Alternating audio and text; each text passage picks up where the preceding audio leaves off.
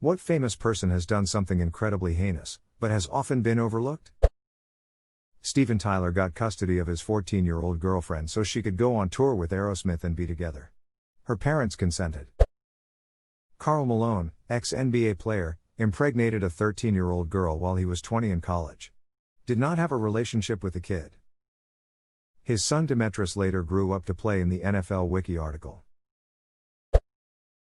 Boy George, man handcuffed an escort to a wall, beat them with a metal chain.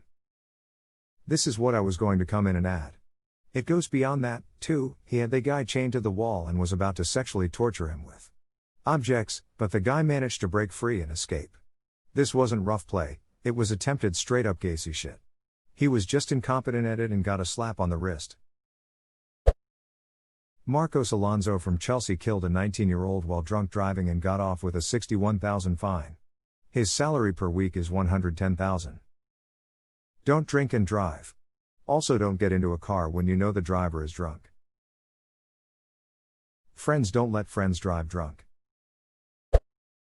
Most people remember Rick James for his catchy funky music, his erratic drug issues, or the hilarious Chappelle Show Charlie Murphy True Hollywood Stories skit. What people don't bring up as commonly, #X200B, in 1991, James and his girlfriend Tanya Hijazi were accused of holding 24-year-old Frances Alley hostage for up to 6 days, tying her up, forcing her to perform sexual acts, and burning her legs and abdomen with the hot end of a crack cocaine pipe during a week-long cocaine binge. He faced life in prison for kidnapping, assault, and torture, but only received a 5-year sentence and ultimately served 2 years total. I feel like that was a pretty heinous series of acts that have been often overlooked over the past 30 years.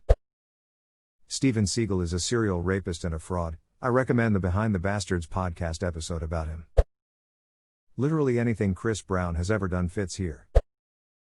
Matthew Broderick killed 2 people in a reckless driving accident, and only paid like $200 to get out of it.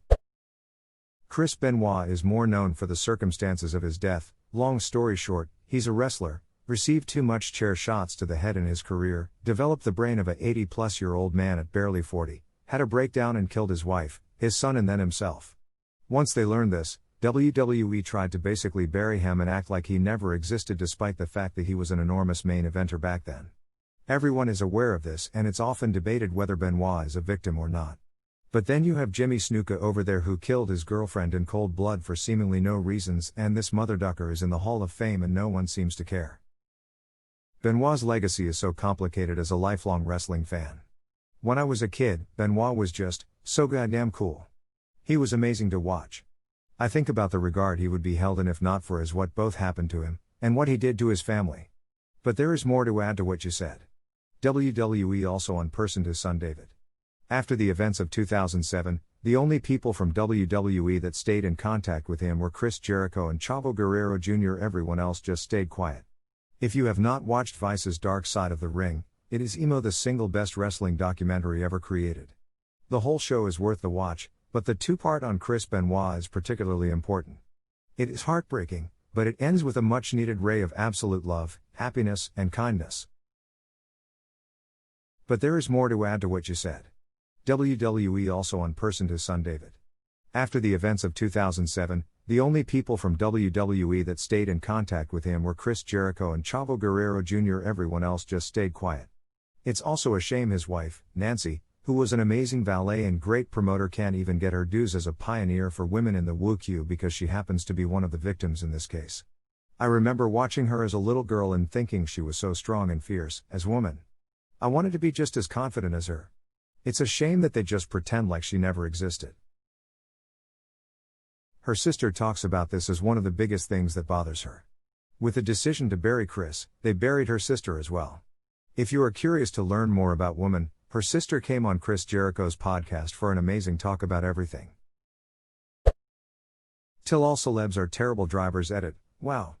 This really blew up. Thanks for the award, kind stranger. I remember Marcia Cross being interviewed on a late-night show around the time Desperate Housewives was hot shit, Leno, I think, and she was just giddily talking about how terrible of a driver she was.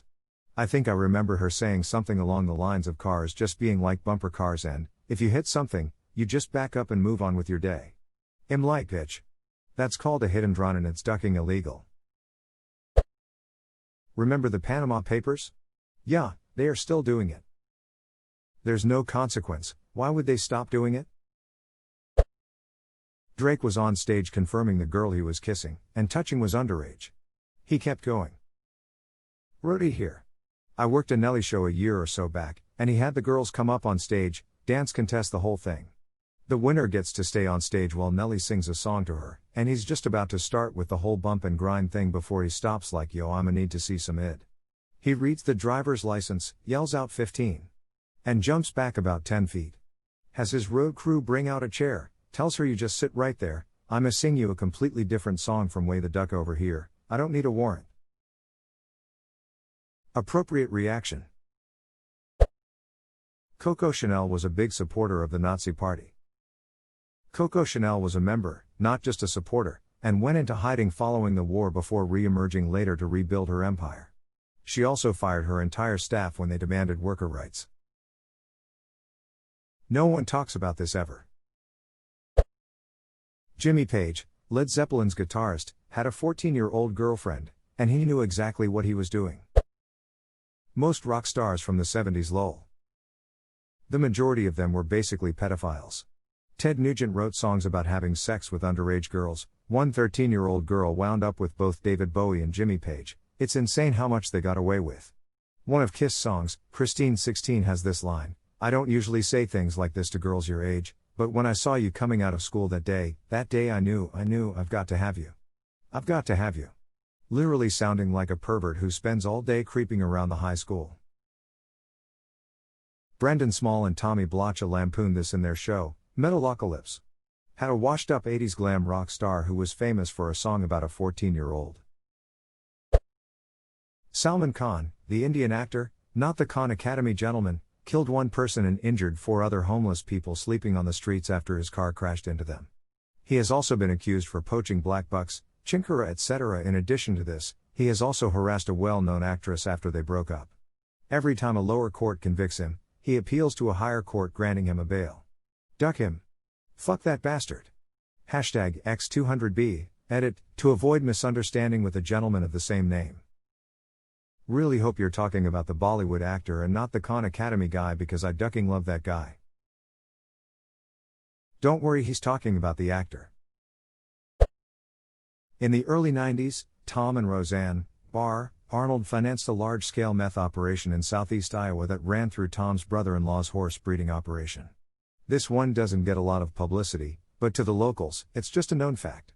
Edit, didn't expect this to blow up some background information. At the height of their celebrity, Tom and Roseanne spent nearly every weekend in Wapello County, Iowa with his brother-in-law Floyd, who was sentenced to 50-plus years in federal prison for meth. Tom and Roseanne, at the time of the bust, were building a mansion in Eldon, Iowa. Eldon ducking Iowa. Anyone from that area knows the only thing in Eldon is and was meth. My personal sources on this are known associates that did various amounts of time from the bust at Floyd's ranch, his neighbors, and a litany of people who partied with the group in the early 90s. It's assumed by most of those that Tom and Roseanne are the unnamed informants in Floyd's deposition. They stopped building the mansion and just left it abandoned at that time. Roseanne has never been back. This comment just gets weirder and weirder with each sentence. Honestly though, I'd watch the duck out of this documentary. Breaking Bar. Just everyone that's with the Church of Scientology. An organization known for their shitty and psychotic practices. From Tom Cruise to John Travolta. They're all ignored because they're A-list actors even though they're involved in a goddamn cult. Where's Shelley David? Yeah, Elizabeth Moss is a major one as well. So many people seem shocked to find out that she's a Scientologist. You can't be serious. Duck. That Luis guy from Ant-Man too.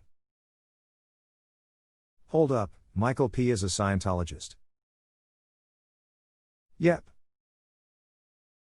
Oh, for duck's sake, I wish I didn't know that. Some of the cast from that 70s shows as well, like the actors that played Donna and Hyde. Hyde I knew. But Donna? Man, this sucks.